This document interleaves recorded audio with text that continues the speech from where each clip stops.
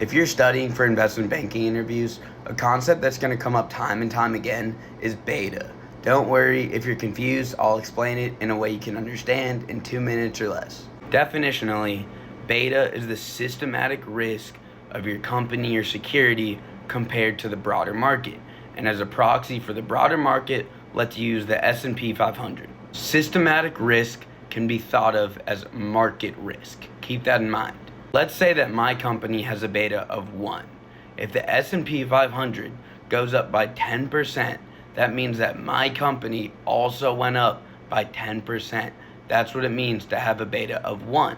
It's a 1-to-1 correlation or ratio. So what if my company has a beta of 2 and the S&P went up by 10%?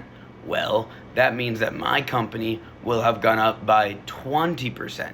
The market went up by 10%, my beta is 2, so we went up by 20%. So what if my beta is -1 and the market went up by 10%?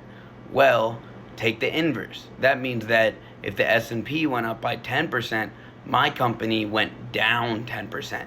That's what it means to have a -1 beta. One more example. What if my company were to have a beta of 0? That means that in a vacuum, whatever happens to the market, it doesn't matter. My company, my security has no market sensitivity.